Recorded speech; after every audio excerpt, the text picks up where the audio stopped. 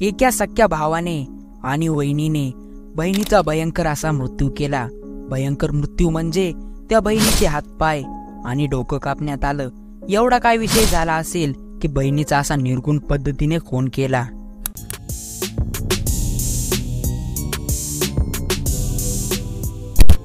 तर ही घटना आहे पुणे शहराची। त्या बहिणीचे नाव आहे सकीना खान। पुण्यातील पाटील स्टेट भागात एका खोलीत राहत होती। ती खोली सकीना खानच्या नावावर होती।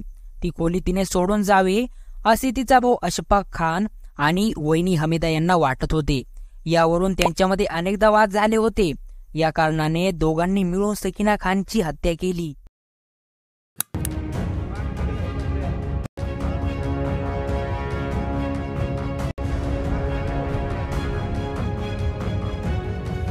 त्यानंतर पुरावे नष्ट होतील या उद्देशाने तिचे तुकडे करून नदीत फेकून दिले।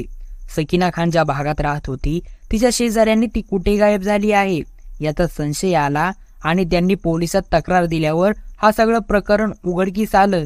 दरम्यान हत्या केल्यानंतर भावाने आणि वहिनीने सकीना खान गावाला गेल्याची खोटी माहिती शेजाऱ्यांना दिली होती।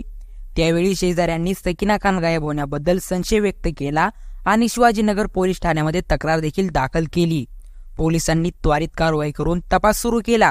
पोलिसांनी तपास करून अशफाक खान आणि हमीदा यांना अटक केला आहे। त्यांनी हत्या केलेल्या खोलीतून मिळालेल्या पुराव्याच्या आधारे तपास केला आणि गुढ उकलले। या प्रकरणात पुणे पोलिसांची उल्लेखनीय कामगिरी झाली असून त्यांनी हत्येची गुढ उकलले आहे। सकीना खानची धारदार शस्त्राने हत्या केली। त्यानंतर मृत्यूदेहाचे तुकडे केले। पुण्यात जोरदार पाऊस पडत होता, त्यामुळे हत्या करून मृत्यूदेह नदीत फेकले होते। पण पोलिसांनी गुन्ह्याचा शोध लावला आहे। एका खोलीमुळे एका बहिणीची निर्गुण पद्धतीने हत्या करण्यात आलेली आहे। काय चालते आपल्या महाराष्ट्रामध्ये? तर तुम्हाला काय वाटते या प्रकरणाबद्दल ते आम्हाला कमेंट करून नक्की कळवा।